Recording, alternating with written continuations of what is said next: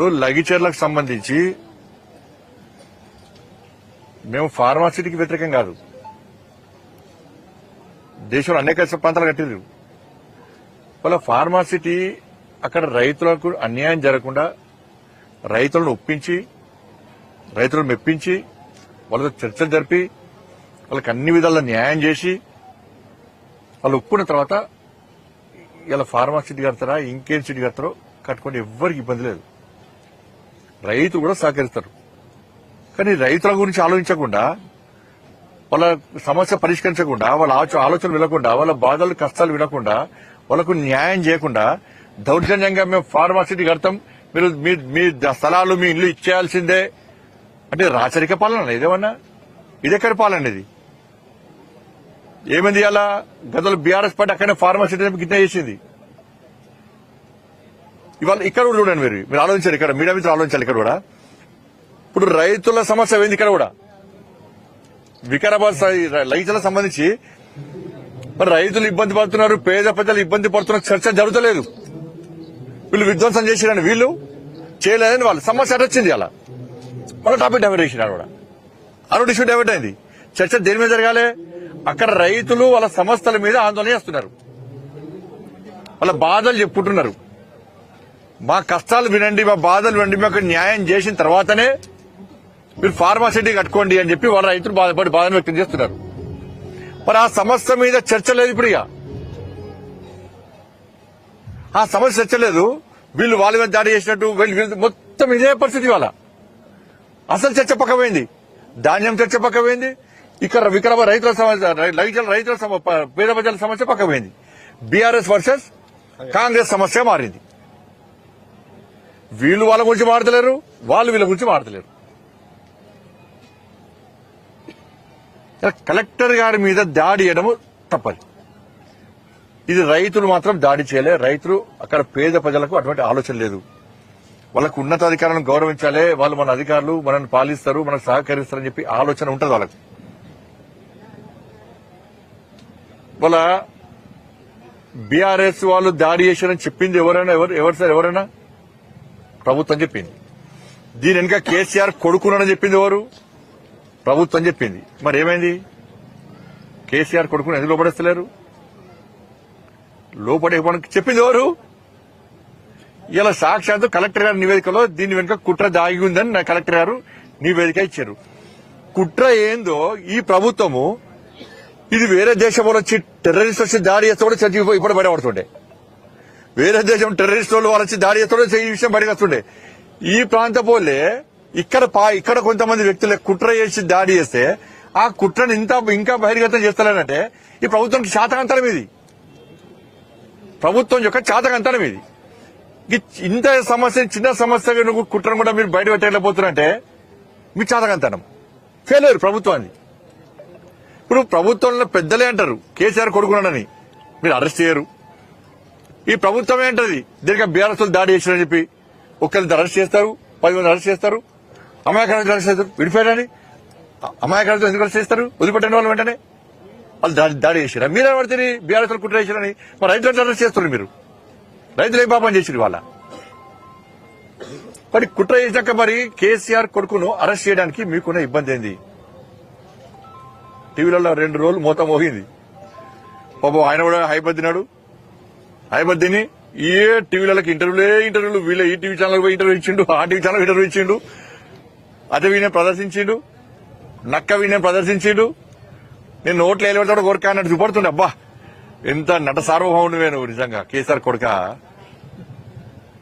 నీ నటన చూసినాక ప్రజలు నవ్వుకుంటారు, చీతు అని నవ్వుతున్నారు. నీకేం తెలియదు, నువ్వు అమాయకుడు నువ్వు. కాబట్టి మొత్తం కూడా ప్రభుత్వం యొక్క వైఫల్యము, చాతకంతరము. ఇప్పటికైనా ప్రభుత్వము అక్కడ పేద ప్రజల మీద దృష్టి పెట్టకండి. కుట్ర చేసిన అరెస్ట్ చేస్తారా చేయరా? ఏమైంది?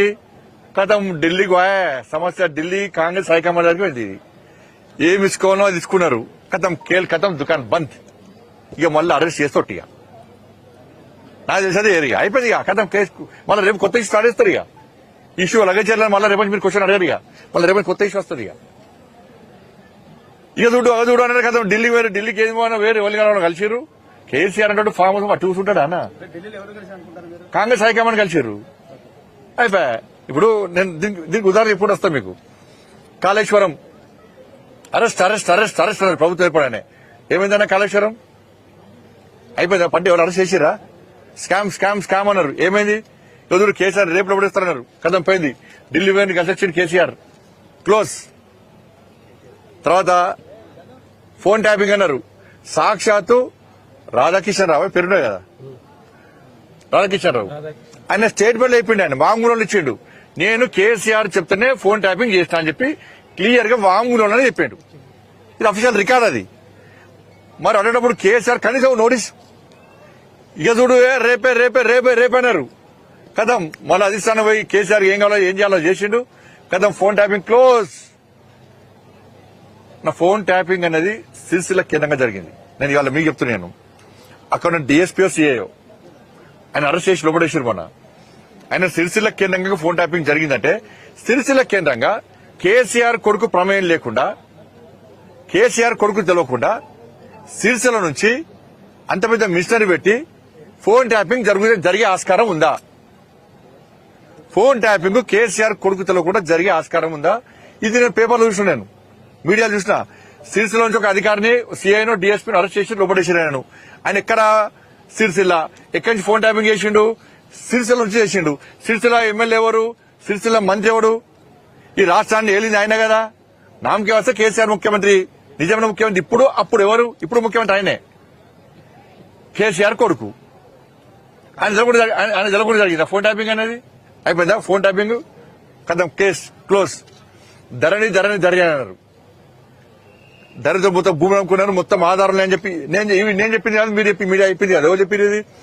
సాక్షాత్తు దీపావళి ముందు బాంబు వెళ్తుంది, దీపావళి కంటే ముందు వెళ్తుంది, దీపావళి తర్వాత ఆటం బాంబు కాదు, సుత్తి బాంబు కూడా వెళ్ళలే, చేరు పడ కూడా వెళ్ళలే.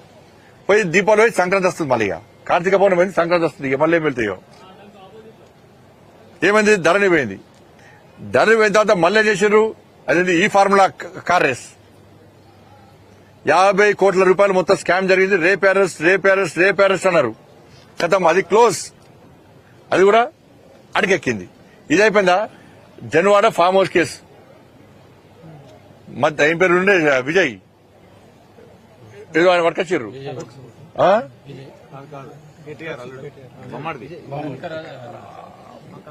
మధ్యరాజు విజయ ఉందా? పాకాలం బామర్దే, బామర్ దొరికిపోయింది. ఇంకా దొరికిండు ఇచ్చిపెట్టిర్రు వీళ్ళు. ఇప్పుడు పట్టుకుంటాం కాదు, పట్టుకున్న ఇచ్చిపెట్టిర్రు వీళ్ళు. ఇప్పుడు దానిలో ఏం చేశారు? 2 రోజులు మీరు టీవీలో అంత అన్న మమ్మల్ని పిచ్చోళ్ళు చెప్తున్నారు. మీరు ఏం తెలియకుండా బ్రేకింగ్ బ్రేకింగ్ బ్రేకింగ్ అని మొత్తం ఆటాడిస్తారు. పాప కెమెరామెన్లు రిపోర్టర్లు అయితే ఆడ పోయి ఆ ఫామ్ హౌస్ లో పోయి ఇంకా చూడు చూడు చూడు అని నూకేసినా, కింద పడేసినా, మీద పడేసినా, ఇంకా చూడు చూడు చూపట్టి ఆయన కనిపికినా దొరికిన పెట్టిర్రు. ఈ అరెస్ట్ అది ఎక్కింది. ఎట్లా పోయింది అది? మళ్ళీ ఢిల్లీ పోయిండు. మీకేమర్థమవుతుంది చెప్పండి? దీనిలో మీకు ఏమర్థమవుతుంది?